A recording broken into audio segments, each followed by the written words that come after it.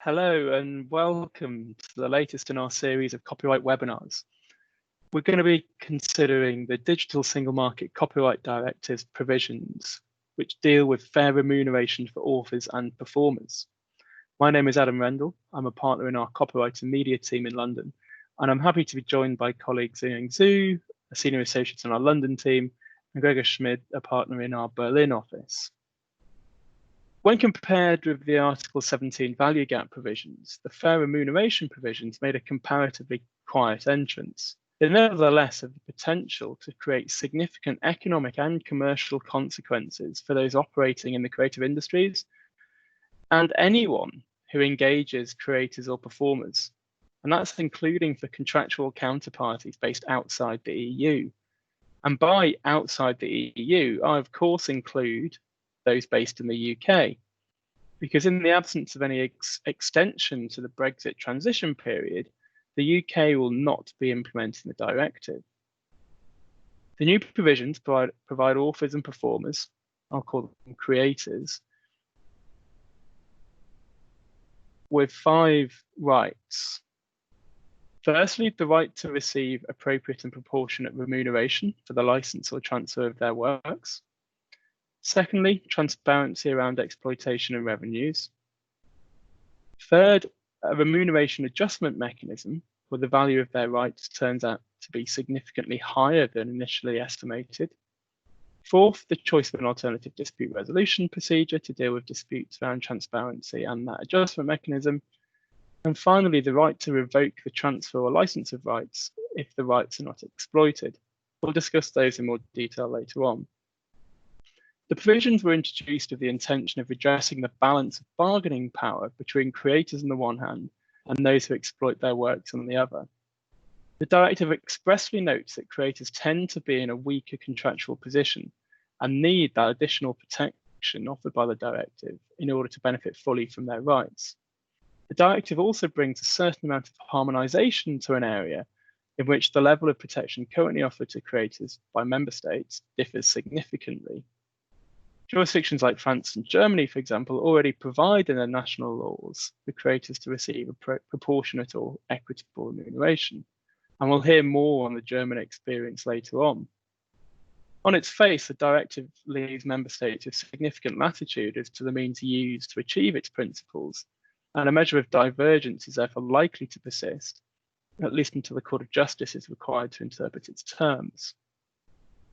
We'll start by considering the contracts to which the directive will apply, and as we discuss each new right, we'll think about how they may apply in practice, what lessons we can learn from equivalent German laws, and what to watch out for in member state implementations. We previously polled a number of attendees at an earlier version of this to see what they thought would have the biggest practical impact of the 5 rights. And the almost majority was that it was the first one, the appropriate and proportionate remuneration. No one, it seems, felt that the ADR would have any material impact. And then we asked to what extent, what impact the new rights would have overall. And the split there is interesting between either all contracts needing to be negotiated or drafted differently, or only certain types of creators being impacted. But it's very clear there that almost everyone is expecting some pretty material changes to how negotiations and drafting of these types of agreements will operate in practice. Let's first discuss how the directive will apply. Firstly, in time. It has to be implemented in member state law by the 7th of June 2021, so just under a year to go. But it's not at all clear from its face how it applies to pre-existing contracts and past activities. Here's what we do know. The directive states that it shall apply in respect of works and performances that are protected by copyright on or after that 7th of June 2021 date.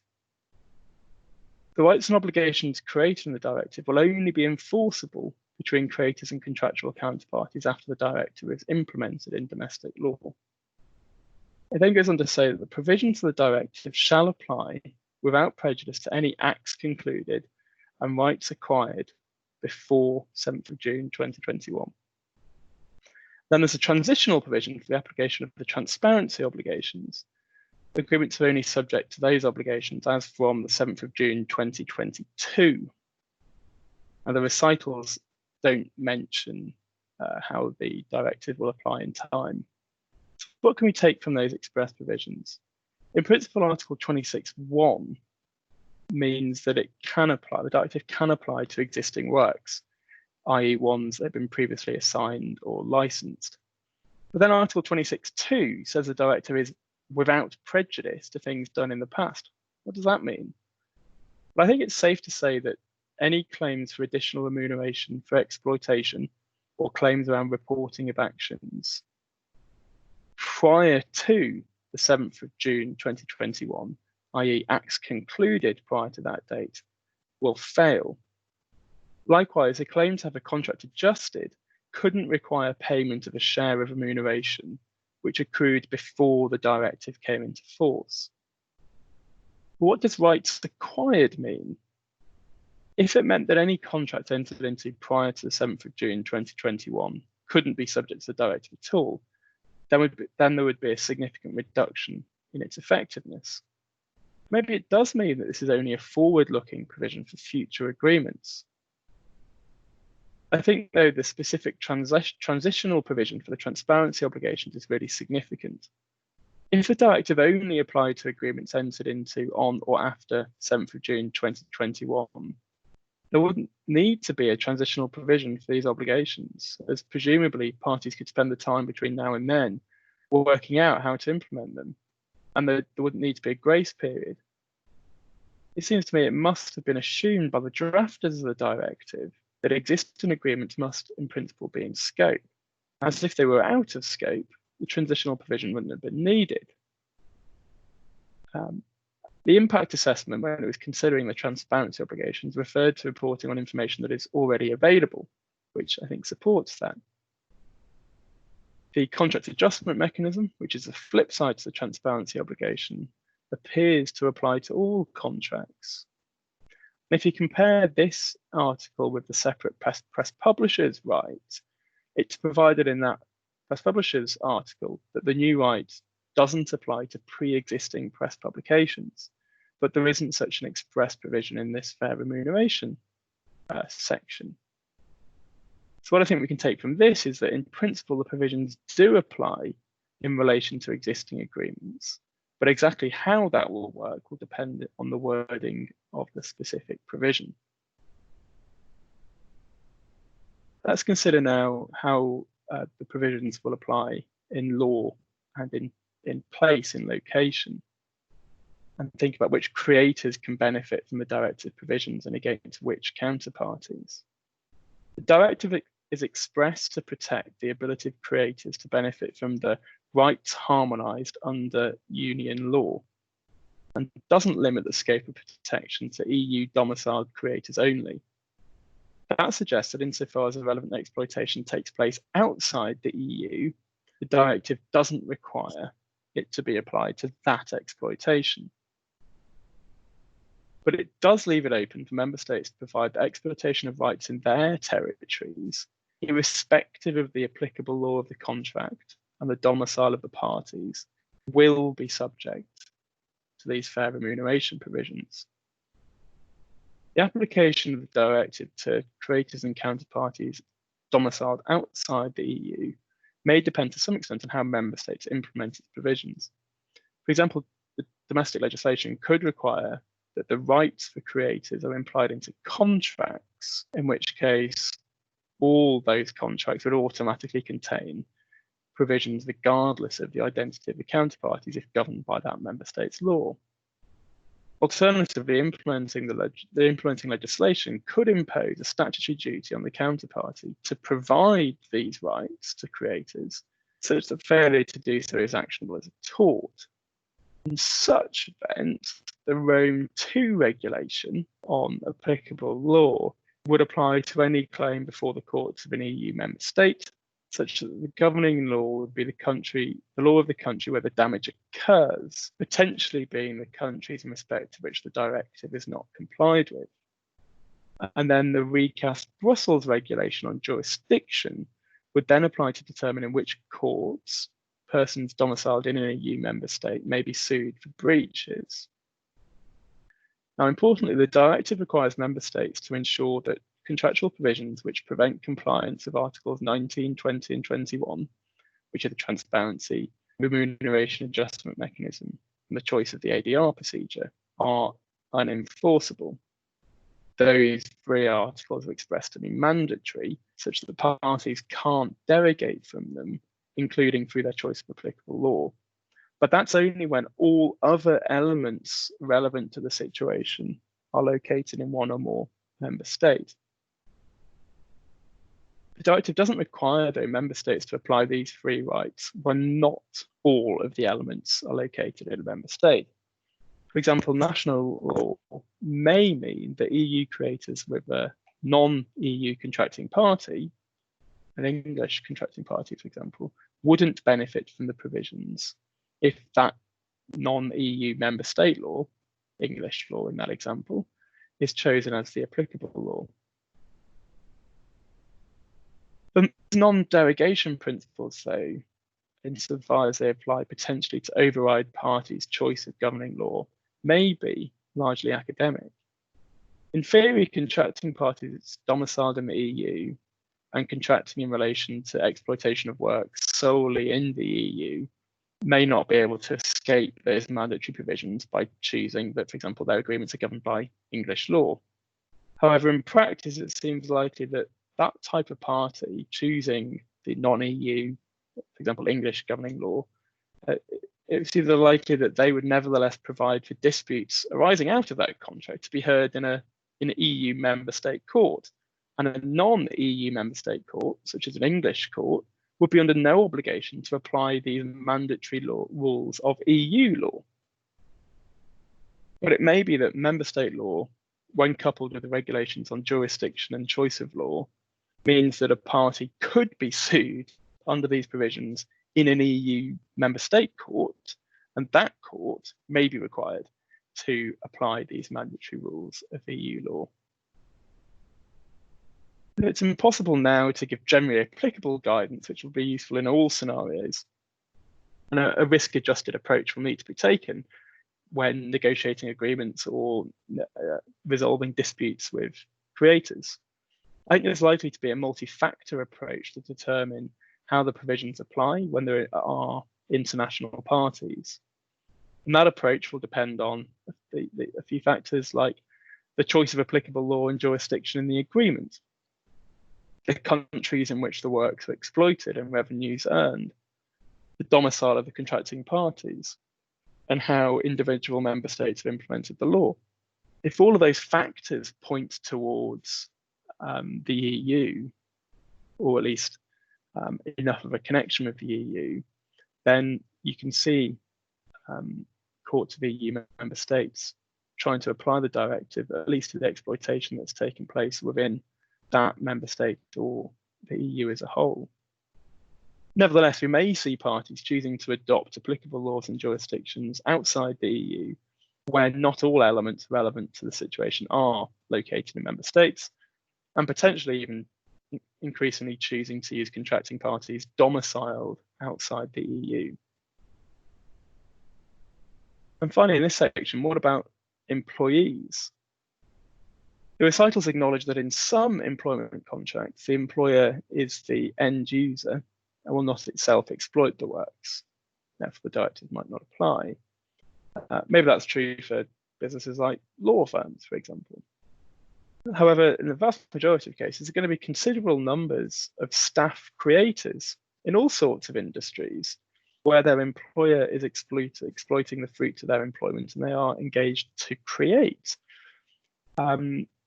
I wonder, though, if the impact of the directive will depend on whether the applicable law in each member state involves a transfer from the employee to the employer, or whether the employer is the first owner, which is the case under UK copyright law, I say that because the wording of the articles, of Articles 18, 19, 22 there talks about license or transfer.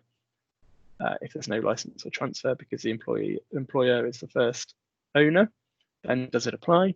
And likewise, Article 20, the adjustment mechanism, talks about a contract for the exploitation of their rights, which an employment contract may not be. I'm going to now hand over to Gregor to discuss similar themes arising out of the German legislation. Thank you, Adam.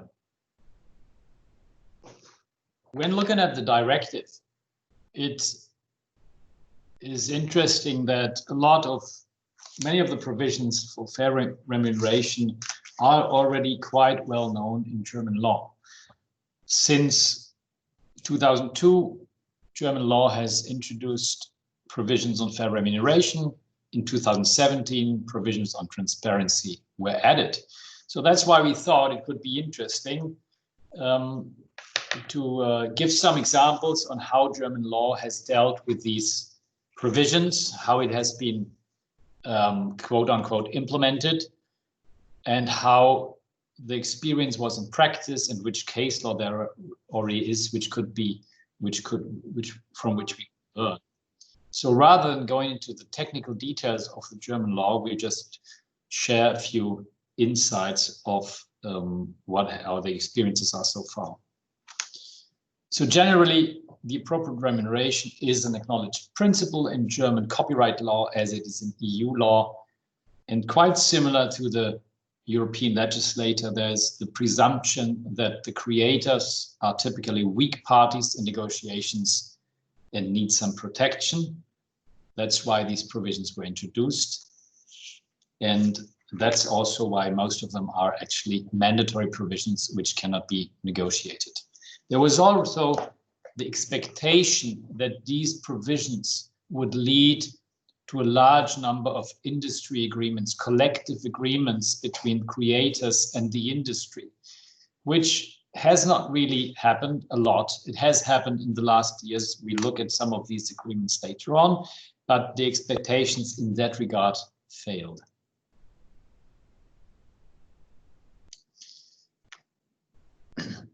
Just a few remarks also on applicability. As regards application in time, coming back to what Adam said, the provisions on appropriate remuneration in German law would apply to all contracts concluded after the effective date. That's when the law entered into force, which was 2002. That would probably be the same. The contract adjustment provisions, that's at least the practice in German law, is understood to apply to contracts, even if they were concluded before the effective date when the law entered into force. However, the exploitation must have occurred after the effective date. So this could have some kind of retroactive effect. The contract could be an old contract, but the exploitation can have occurred while the new law was in force, and then those contract adjustment provisions would apply under German law. Now, when it comes to transparency obligations, German law today says that these would only apply to contracts concluded after the effective date. That would be 2017 in Germany. I agree with what Adam says, that the directive would treat that differently. And therefore, we think that there needs to be a change in German law, so the transparency obligations can also then have effect on contracts that were concluded earlier.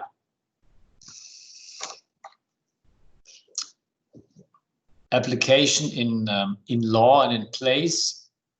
As I mentioned, the provisions are basically mandatory and they cannot be derogated or waived. Certain exceptions apply for collective agreements, or let's say wide exceptions apply for collective agreements if there's been collective agreements. I'll come to that later. These provisions are generally can be negotiated, can be changed. A choice of law is an interesting question, how that will influence the applicability of those provisions.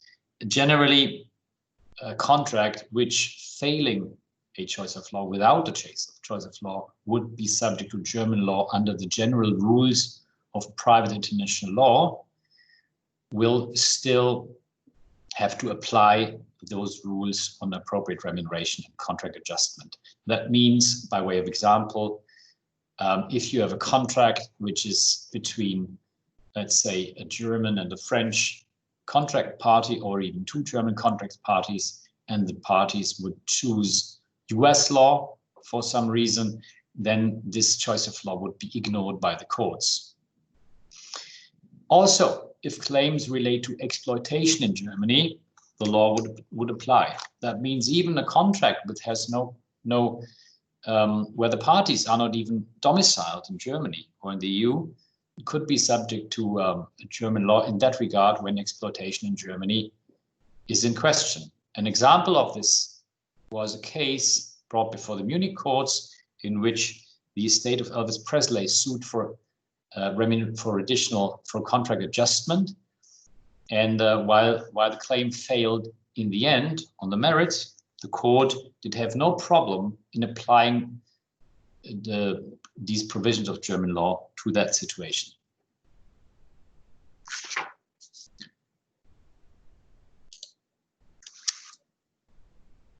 The question whether employment relationships also are also fall under these provisions has been discussed and is still discussed intensely in German law, because obviously there are authors who say that these provisions should not apply in an employment relationship because basically the payments made to an employee should also cover all the copyright related work, but that is disputed, and at least the courts tend to the view that the provisions generally and fully apply to employment relationships. However, when it comes to balancing the interests, that the payments made by the employer would always be taken into account. The transparency obligations are not expressly excluded for employees, but it is expected that they would not apply to employees because of the nature of the relationship between the employer and the employee. When it comes to computer programs, the transparency obligations do not apply. They are excluded by German law to apply from computer programs, so that would also apply. That would also be true for employees in the area of computer programs. I'll leave it at that. And please, Adam, take over.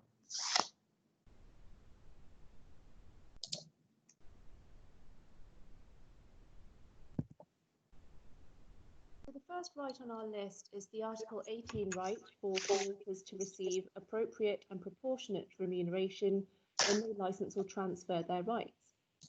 The directive doesn't provide a huge amount of guidance on what appropriate and proportionate remuneration means. It just says that the remuneration must be appropriate and proportionate to the actual or potential economic value of the rights, taking into account the creator's contribution to the work and all other circumstances of the case, such as market practices or the actual exploitation of the work. The directive also acknowledges that member states, when implementing this right, can take into account the principle of contractual freedom and a fair balance of rights and interests, and that lump sum remuneration can be considered proportionate, but this shouldn't be the rule. Now, obviously, this leaves a lot of questions unanswered. First, how is proportionate remuneration calculated? Proportionate to what? If we take inspiration from the wording for Article 20, the contract adjustment mechanism, which we'll come on to later, it would seem that proportionality should be assessed by reference to the relevant revenues derived from the work. This isn't spelled out in Article 18, though, and nor does it tell us what amount of the counterparty's margin the creator might be entitled to. Secondly, what does appropriate add to proportionate? From the creator's point of view, if remuneration is proportionate to the relevant revenues from the work and to the creator's contribution, then surely that should be enough.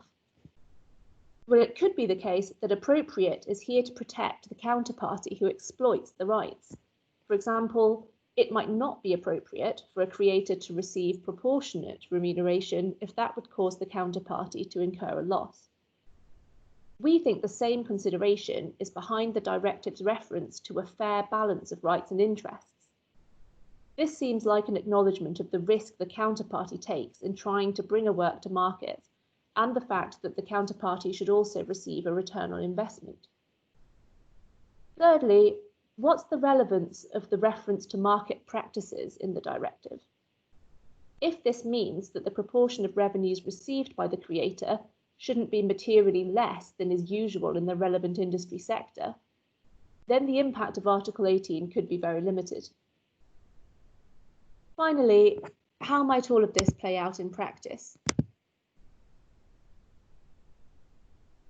Well, we can expect that creators and their representatives will raise these Article 18 rights in negotiations, and there'll need to be some discussion around them. But this may not need to be a very different discussion to what already happens today when negotiating with a key creator. The creator may well want some justification for the amount of remuneration offered to them, and the counterparty will need to think about what information it's appropriate to reveal. In many cases, the counterparty will already have thought about expected revenues and profit, cost base, and what return on investment they need, and they'll have budgeted accordingly for what they can pay creators. In our view, the directive does accept that the counterparty's interests need to be protected as well as the creators. So a counterparty could point to the fact of there being other contributors and costs, and for some forms of exploitation, this could include platform and technology costs, as well as the more traditional production and marketing costs. There's also the investment they're making, the risk they're taking, and potentially also the need for cross-subsidization between more and less profitable forms of exploitation and content. A counterparty could raise all of these points to justify the appropriateness of the remuneration offered to a creator. There's also the interplay with the Article 20 contract adjustment mechanism. If the value of the rights turns out to be higher than initially envisaged, the creator has recourse under Article 20 to claim more money. The opposite protection doesn't exist for counterparties if a work isn't as successful, and that may be another consideration in negotiations. Where a work hasn't yet been created or exploited, proportionality will be easier to achieve by using a revenue share model of remuneration rather than a lump sum. But there are other potential models too, for example, basing remuneration on a market average of the counterparty's typical revenue from equivalent works. In terms of enforcement of this right, where a lot of detailed financial modelling has gone into a counterparty's projections, and there are complex considerations around a varied cost base, ROI, and cross-subsidization, it's quite difficult to envisage how a court might feel able to say, absent some kind of industry standard or rate card, that the remuneration due to a creator should have been just a little bit higher than what they received. This leads us to wonder whether the enforcement of this right might in practice be quite limited, at least in some jurisdictions where courts aren't willing to be very involved in this kind of calculation.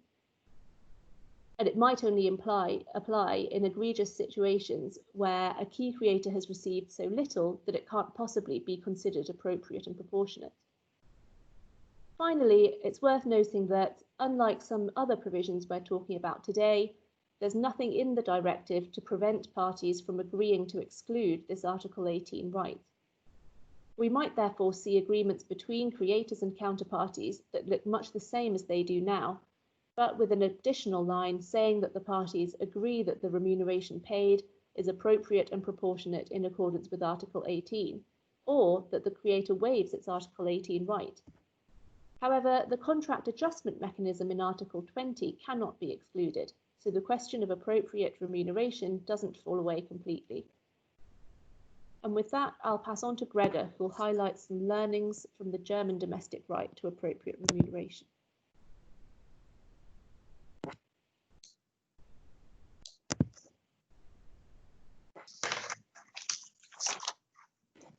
Thank you. So under German law, as mentioned already, there is a claim for appropriate remuneration. If the remuneration which has been agreed is inappropriate, the author can demand an adjustment of the contract. Now, how does German law define appropriate? It's with these words, words that don't mean a lot are sometimes explained with other words that also don't mean a lot, but at least we get some feeling. German law says the remuneration must be customary and fair. So the mere fact that something is customary is not sufficient. If it's been, even if it's practiced widely in the industry, it could be unfair.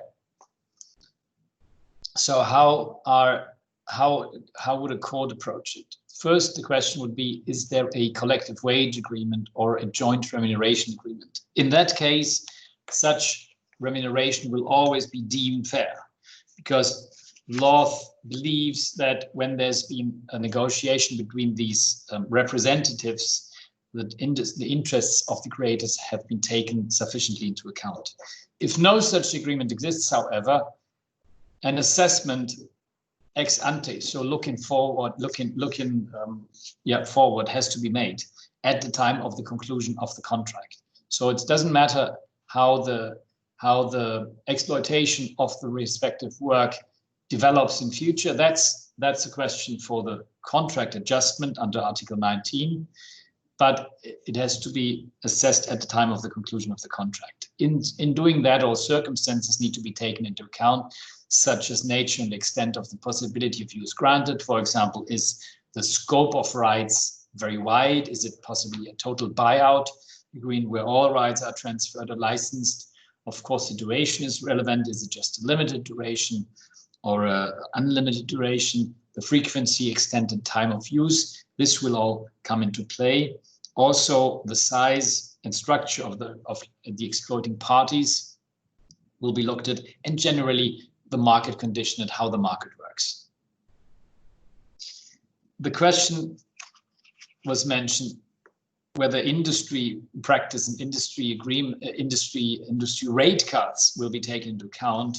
And the answer to that is yes, they will be taken into account. And of course, every party that thinks that these rate cards are favorable to it will try to rely on these. However, the courts will not accept them as for granted. They will look at them, but also assess whether these rate cards are appropriate and fair.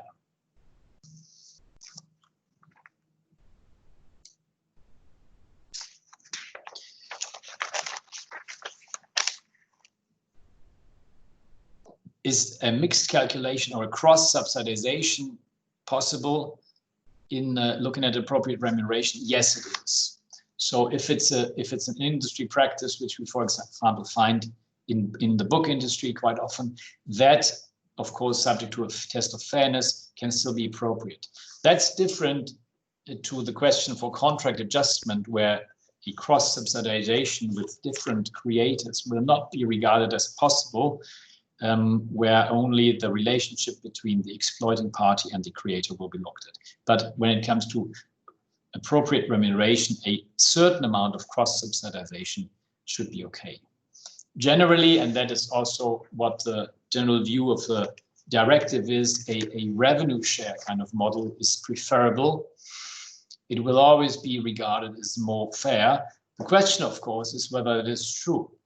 If an author only participates in the success of the book, that of course would mean a higher risk, and that could also be seen as negative.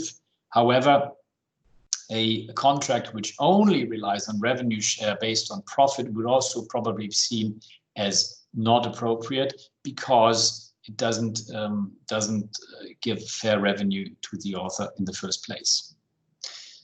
Conversely, lump sum payments can be seen as appropriate, but generally need a specific reason for that, and it is certainly fair to say that if an exploiting party only relies on a lump sum payment, there's always a risk that the courts will consider this inappropriate. I've added one example from case law just to show how detailed the courts will actually look at these contracts. And the case I've quoted here is a case which went up to the highest federal court, the Bundesgerichtshof, in 2009.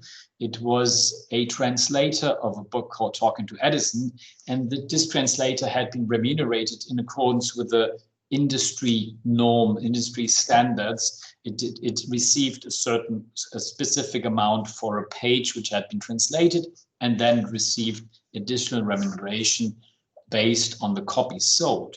Now the court went into very much detail, literally many pages, looked into the practice of the industry and regarded the industry practice as unfair.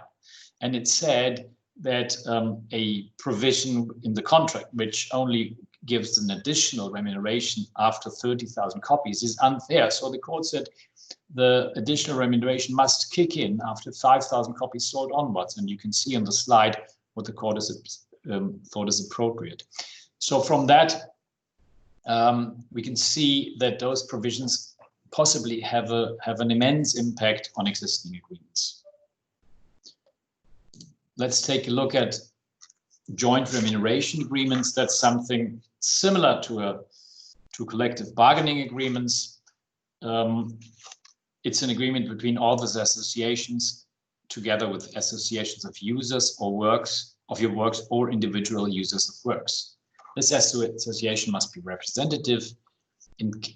Such an agreement can include rules on both appropriate remuneration and contract adjustment. Negotiations on these joint remunerations agreements can be submitted to an arbitration board if there's no agreement. I brought some examples. Here, agreement between Directors Association and broadcaster Pro7 Sat.1 has been concluded in 2013. Agreement between Directors Association and the German Film Producers Association, 2016. There's also been a quite recent agreement in 2019 between dubbing artists and specific studios. And quite recently, in March 2020, an agreement was made between Netflix and creators in the film industry. And with that, I'll hand over to the transparency obligation. Thanks, Claire. Well, there's no point in having these enhanced remuneration rights if authors and performers can't get access to the revenue data on which they could base their arguments to receive that enhanced remuneration. So the directive requires member states to ensure that creators receive regular information, at least annually, regarding the exploitation of their works and performances, including the modes of exploitation, revenues generated, and remuneration due to the creator. That information should be up to date, relevant, and comprehensive. So it needs to be recent and cover all sources of revenue, including merchandise. And it should be presented in a manner that is comprehensible to the creator and allows effective assessment of the economic value of the creator's rights. This information will need to be provided by parties to whom creators have licensed or transferred their rights, or their successors in title. Now, where the licensed or transferred rights have subsequently been sub-licensed, the creators will be entitled to receive from the sub-licensees additional information in the event that the party with whom they initially contracted doesn't hold all the information necessary to comply with the transparency obligations. And the initial contracting party will be required to identify the sub-licensees. This Article 19, therefore, has the potential to create a really powerful obligation owed to creators, and a potentially onerous one for those that exploit works and performances. This is tempered, though, by the fact that member states are free to limit the obligation in situations where the administrative burden would be disproportionate to the revenues generated. Member states could, for example, allow that less information should be provided where annual payments fall below a certain level. In those scenarios, for example, the requirement could be just to limit, just to list the number of copies sold. Member states can also disapply the transparency obligation where the contribution of a creator is not significant to the overall work or performance, unless the creator can demonstrate he or she needs the information to exercise the contract adjustment rights. And the recitals note that the member states should take into account the specificities in different sectors, and that all relevant stakeholders should be involved when deciding on sector-specific obligations. Some observations on practical implications. The obligation appears to apply even where the creator has been paid on a buyout or work for hire basis, and as a result, remuneration isn't due on a per use basis. As those types of creators are entitled to exercise their rights under contract adjustment mechanisms, in principle, it seems that they're entitled to the information, and this is supported by the recitals. Now, the obligation doesn't depend on creators requesting the information. Creators are entitled to receive it from their licensees and transferees. But there are no specific format requirements. Maybe secure portals will become a more efficient way of providing the information, and the creators then just have to go and access that information themselves. And it may be that what is needed to comply with the obligations will change over time. As more automated monitoring, reporting, and royalty systems are developed, it may mean that it becomes less disproportionate for information to be provided. Now, creators' entitlement to receive information is exercisable against not only their immediate licensees or transferees, but also their successors in title. So the terms on which the rights are transferred should provide for how information requests will be handled. For example, the transferor, the initial contracting party, should try and require their transferee, the onward assignee, to comply with the information provision obligations in its place, i.e. in the place of the initial transferee, because after that disposal, the transferor, who had the contract initially with the creator, won't be in a position to comply with these obligations. And now that creators are empowered to obtain data directly from sub-licensees, if the original contracting counterparty doesn't have it, it'll need to be considered how far down the chain of title the creator can go. Maybe digital services will start to receive information requests directly from creators, even though there's no contractual relationship. Agreements between licensees and sub-licensees, digital services, for example, should therefore recognize the potential that those sub-licensees could be subject to data requests from the underlying creators, and also provide for how those requests can be dealt with. And that should also allow for transmission of the information from the sub-licensee to the licensor, so the licensor comply with its obligations owed to the creators with whom they have the contract.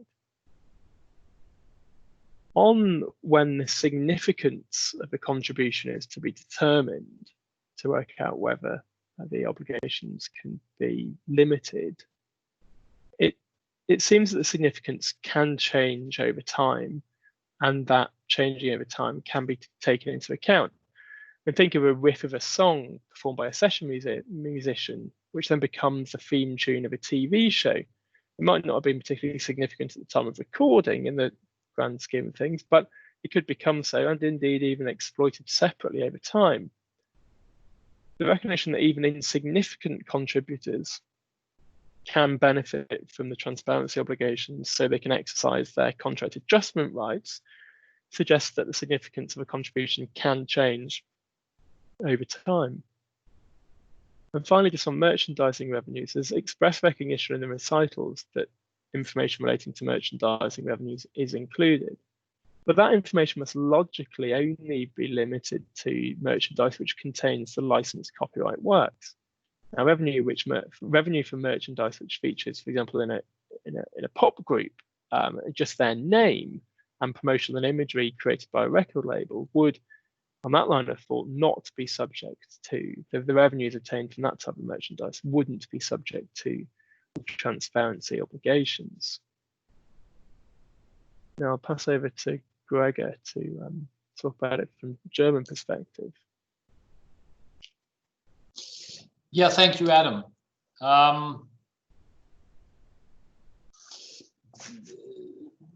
German law has these provisions in a different form, but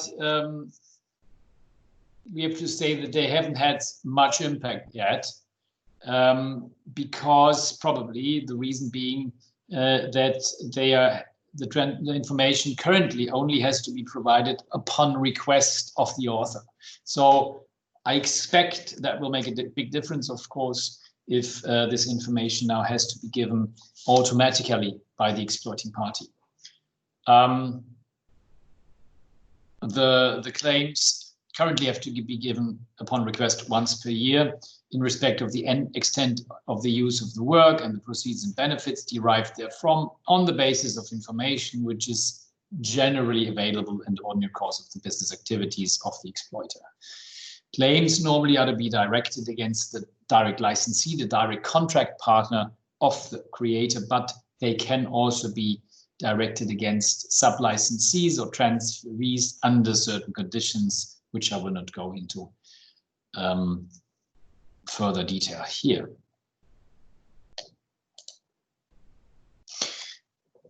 Probably more interesting is when those claims are excluded, and that currently is similar to what the directive says. Directive speaks that member states may decide not to give that transparency claim if the contribution is not significant, as Adam has mentioned. In German law, it's similar. It says if the author's contribution was subordinate or of little influence because it did not belong to the typical content of a work. For example, if we have a creator of a film title or of a film, something which didn't specifically relate to the film as such, that would probably be regarded as not typical for the content. Examples given by the lawmakers are a minor contribution or a minor role in a film.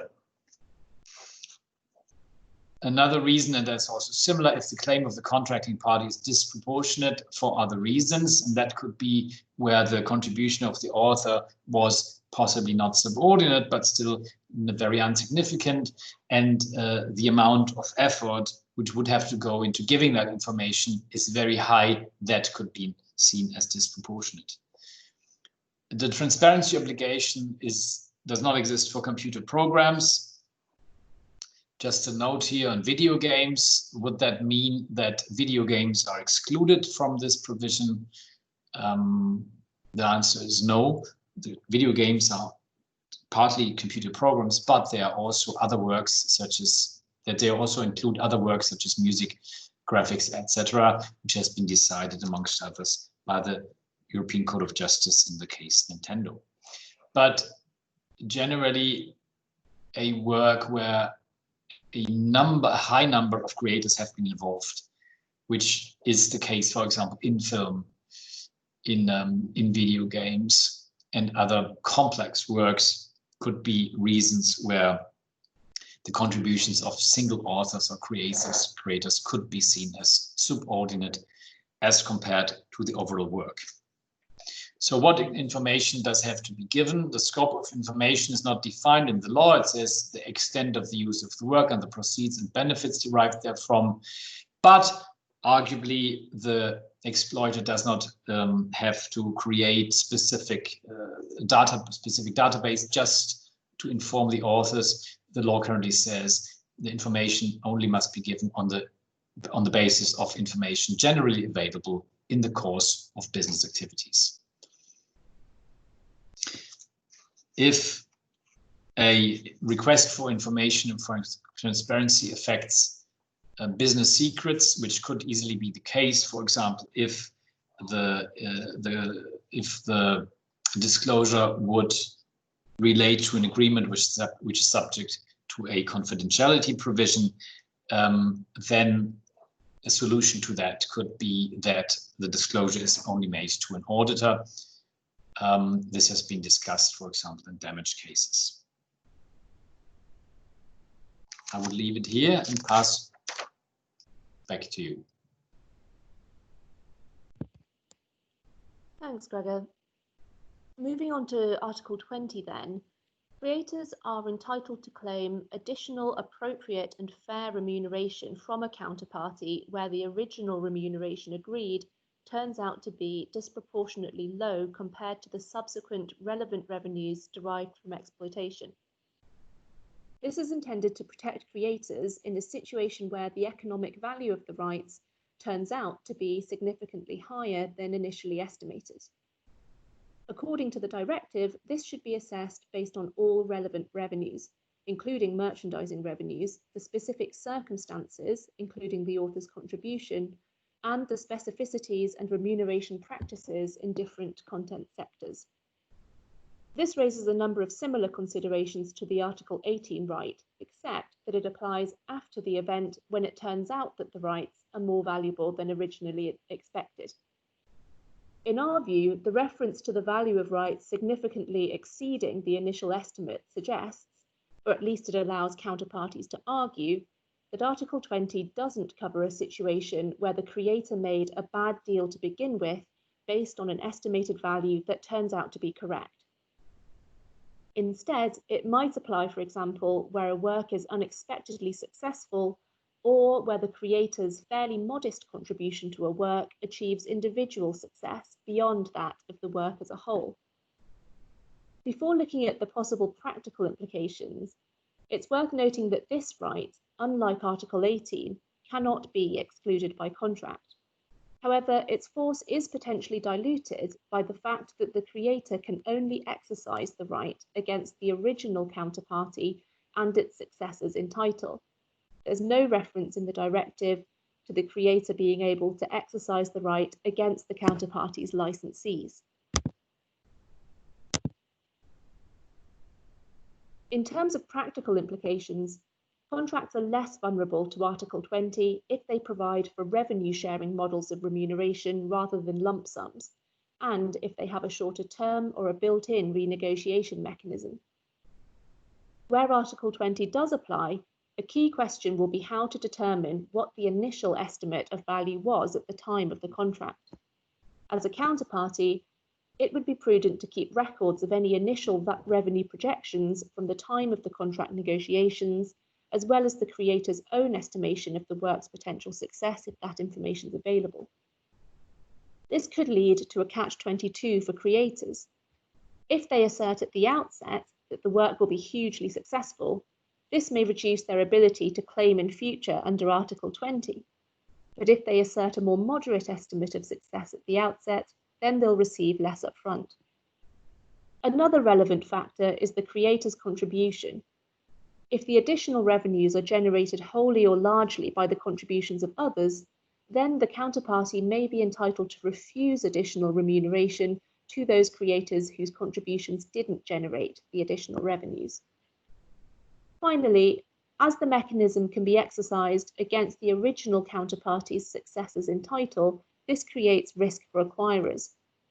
When considering buying a catalogue of works, potential acquirers should carry out targeted due diligence to assess possible exposure to Article 20 claims and build appropriate contractual protections into the purchase agreement. Now, Gregor will take us through the way that similar contract adjustment mechanisms have operated in Germany. Thank you. I think it's fair to say that the provisions on contract adjustment had the highest impact on the legal situation, and the bulk of cases certainly have been in that area. It includes cases brought by cameramen, by book translators, by dubbing actors, by script writers, and by singers. Some of them have been quite notorious. Generally, the rule is a bit similar to the old, what we call the bestseller provision, which however required that subsequent revenue was grossly disproportionate. The threshold is a bit lower. Today, it's sufficient that the agreed remuneration is conspicuously disproportionate to the proceeds and benefits derived from the use of the work, in which case the author has a claim for further equitable participation. As the law currently stands, this claim can be invoked against the author's direct counterparty as well as against the transferees and sub-licensees of the author's counterparties, if it's their revenues that are disproportionate. I agree that the directive does not provide for a direct claim to a sub-licensee. However, we have this week received a draft bill from the German Ministry of Justice, which says that it thinks that German law can still provide a direct claim against a sub-licensee because the directive would only provide for a minimum harmonization. So that is going to be interesting if we have member states, some of which only have direct claims against the direct counterparty, whereas other member states, such as we assume will remain the case, Germany will have also direct claims against sub-licensees. And indeed, when we look at the cases that have been decided of the courts, the most relevant cases were always cases where the revenues were disproportionately high at a later stage in the license chain. So it's usually not the direct contract partner which has the high revenues, but rather someone else in the later licenses of the sub-licensees. So how do the courts approach this provision? As was already mentioned, this requires an ex post and a backward-looking assessment, contrary to the appropriate remuneration provisions. First, all remunerations of the authors will be taken into account, or lump sum, revenue share, and other benefits to assess the remuneration. The revenue derived from collecting societies will not be taken into account. Secondly, all the revenues and benefits of the author's licensee, contractual counterparty, will be calculated. The courts will not allow at this stage to deduct costs or losses. It really is the gross revenue only minus value-added tax. No cross-subsidization, for example, with other works or other losses is possible at this stage, but I'll come to that a little later. It is still not clear whether revenues which are not directly related to the content which the author has created would also count into these revenues. For example, advertising, or what about film subsidies which are paid by the state? Merchandising has been mentioned earlier. That is still unclear and possibly will be clarified by the courts. International revenues clearly can be subject to these provisions, can count into these provisions, probably if the license agreement is subject to German law and provides for an international global grant of rights, then also all international revenues will have to be taken into account, although that is still being disputed in German law. Thirdly, the fair remuneration will have to be calculated. So based on all the revenues of the licensee and and the actually paid revenues, the truly and fair remuneration has to be calculated. So on the fourth step, a comparison has to be made whether the actual agreed remuneration is disproportionately low. Now the statute doesn't say what is disproportionate, but based on the case law, a rule of thumb can be made that if the agreed remuneration is less than 50% of the calculated fair remuneration, it would be considered as disproportionately low, and the creator could claim an additional payment under the rules of contract adjustment. The question has arisen several times whether the author's contribution needs to be causal, so to the success of the work. So meaning whether there has to be a direct link between the creation and the success. And the courts have said that is not necessary. So the author would not have to prove that it was specifically his or her contribution that has caused the specific success. When looking at these provisions, the courts will take into account all aspects of the relation between the author and his contract partner as licensee. And at this stage, also the costs and the investments of the exploiting party will be taken into account. Also, if losses have been made with other works of the same author. So if one creator has been very successful with one book or with one film, but it was very unsuccessful with another film or book with the same contract party, that can be taken into account. I've brought here two examples which have been litigated for years, just to show you what the courts have decided. The first case is from the well-known feature film Das Boot, which was one of the most successful German films, also internationally. And the case was brought by the cameraman, who was paid a lump sum fee of around 200,000 Deutschmarks at the time. And he was basically fully successful at the first step, claiming additional information of the revenues. The cases were brought at a time when the transparency obligations did not yet exist, and he was fully successful in that. And as a second step, he started suing and is still suing for additional remuneration. Interesting enough, this was the case where the court decided that a cross-subsidization with losses of the creator can be taken into account. Another case was brought by the dubbing actor of Jack Sparrow, who was played by Johnny Depp in Pirates of the Caribbean, who also succeeded in the end in claiming additional remuneration, contract adjustment. In that case, the court decided that the creator does not specifically have to prove that it was his or her contribution which created to the success of the work. Thanks, Gregor. Just to finish off now with a couple of smaller points. The first is on the alternative dispute resolution procedure. The directive requires member states to provide a voluntary ADR procedure for disputes concerning the transparency obligation and the contract adjustment mechanism. But that requirement for an alternative forum doesn't extend to the appropriate and proportionate remuneration requirement. And lastly, the right of revocation. In Article 22, there's a requirement for member states to ensure that creators can wholly or partly revoke an exclusive transfer or license of rights, or at least revoke the exclusivity where the relevant work or performance has not been exploited and after a reasonable period of time has elapsed after the contract was entered into.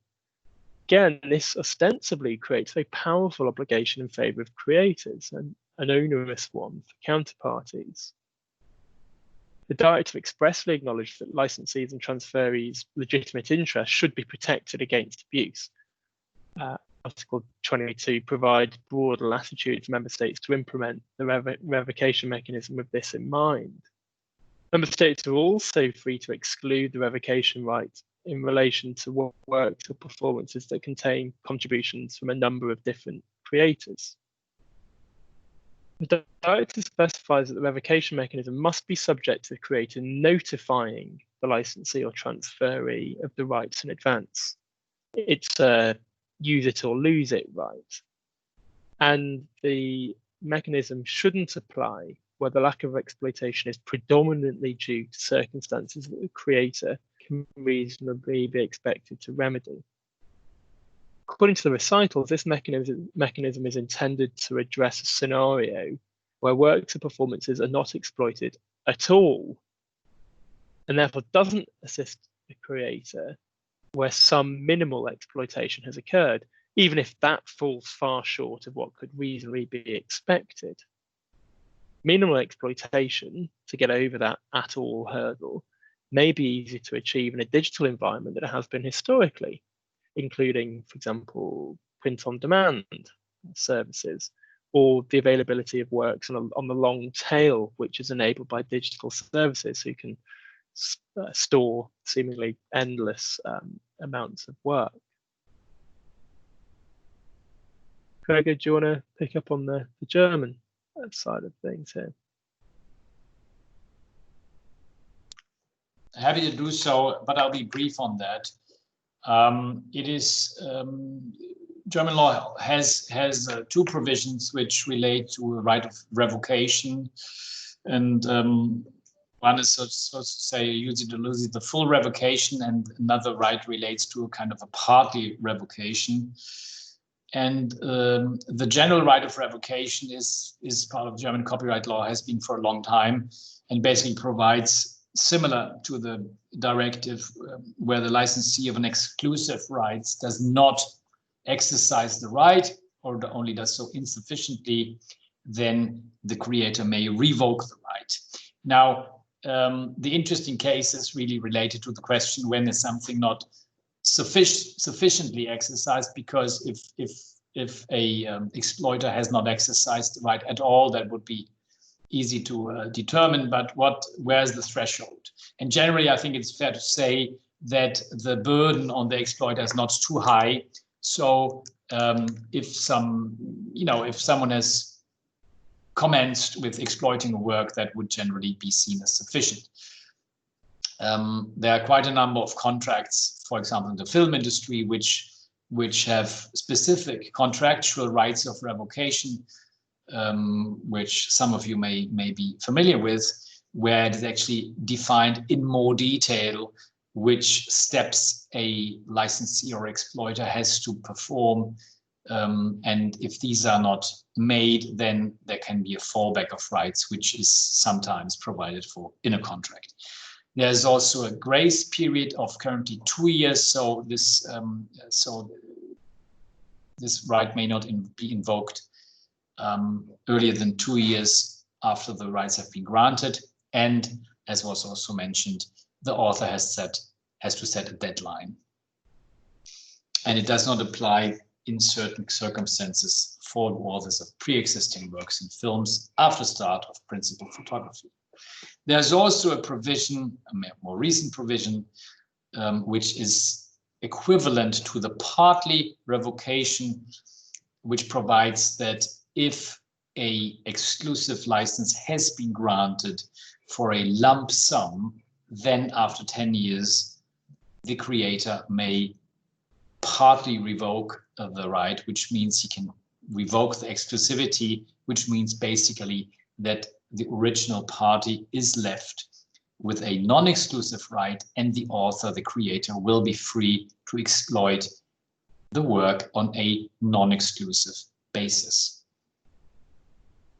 The parties may commence to negotiate an extension of the exclusivity, but only after 5 years. So that was introduced into the law to protect the author from the right being kind of negotiated away. There's not relevant case law on the later provision of the partly revocation. There's more case law on the general revocation, and as I mentioned, the question before the courts usually relates to the question whether a right has been sufficiently or insufficiently exercised.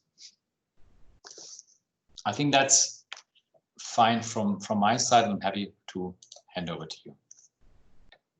Thanks, Gregor. And just to finish off now, we revisited the questions we initially asked to see what people's views were on what would have the biggest practical impact. And it's interesting, Gregor observed that it was the contract adjustment mechanism that's had the most amount of practical impact in Germany, and we certainly saw that with the number and types of contributor and creators who have relied on their rights in Germany. And we now got half of people responding saying that it's the contract adjustment mechanism about which they're most concerned, followed by transparency obligations. And what we managed to do, though, is seemingly convince people that it's specific types of creator who are most going to be impacted by this, rather than it being a sort of completely across the board approach. But it's interesting, though, that some people have been sort of comforted, if that's the right word, that there may be quite a lot more business as usual than people initially envisaged. So on that, just to say thank you very much. Here's what we all look like and what we looked like before we went into lockdown. There are contact details if you'd like to get in touch, and we hope you found this interesting, useful, and we look forward to speaking with you and hopefully seeing you in person before long. Many thanks. Goodbye.